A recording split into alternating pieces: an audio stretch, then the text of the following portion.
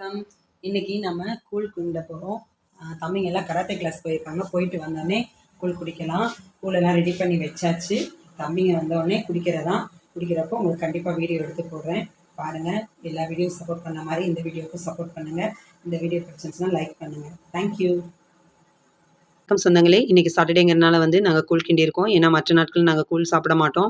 ஏன்னா தம்பிங்க ஸ்கூலுக்கு போகிறதுனால இன்றைக்கி மட்டும்தான் சாட்டர்டே சண்டே மட்டும்தான் நாங்கள் கூழ் கிண்டி குடிப்போம். அந்த கூழுக்காக அப்பளம் பொரித்து வச்சுட்ருக்கோம். ஏன்னா அப்பளம்னா தம்பிங்க கொஞ்சம் விரும்பி சாப்பிடுவாங்க. அதனால் அப்பளத்தை பொரித்து எடுத்து வச்சாச்சு. அதுக்கப்புறமா கொத்தவரங்காய் காஞ்ச கொத்தவரங்காய் கொஞ்சம் இருந்தது. அதையும் நம்ம லைட்டாக எண்ணெயில் பொரித்து எடுத்து வச்சுக்கலாம்.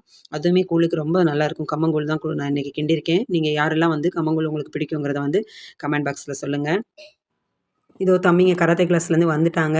வந்தோடனே ஃபேஸ் வாஷ் பண்ணிவிட்டு கூழ் குடிக்கிறதுக்கு ரெடி ஆகிட்டாங்க. நாம் எல்லாத்தையும் கொண்டு ஹாலில் வச்சாச்சு. அப்பளம், கொத்தவரங்காய் வத்தல், தயிர், அப்புறம் ஊறுகாய். வெல்லமும் சாப்பிடுவாங்க. ஆனால் இன்றைக்கி வெல்லம் வேண்டான்னு சொல்லிட்டாங்க. எல்லாத்தையும் ரெடி பண்ணி வச்சாச்சு. இப்போ தயிர் மட்டும் ஊற்றி கொடுத்தா போதும். பாருங்கள், நீங்களே பாருங்கள் அவங்க எவ்வளோ ஆர்வமாக குடிக்கிறாங்கன்னு. இப்போ அந்த கம்மங்கூழோட தயிர் ஊற்றி குடிக்கிறப்ப இன்னுமே நல்லாயிருக்கும். ரொம்ப ஹெல்த்தியானது. இந்த மாதிரி குழந்தைங்களுக்கு நீங்கள் சிறுதானிய உணவுகளை சாப்பிட்ற உணவுகளில் அதிகமாக சேர்த்துக்கோங்க. சேர்த்துக்கிறப்ப அவங்களுக்கு உடம்பு இன்னுமே நல்லா வலுப்பெறும். இந்த வீடியோ பிடிச்சிருந்துன்னா லைக் பண்ணுங்கள், சப்ஸ்கிரைப் பண்ணுங்கள். தேங்க்யூ.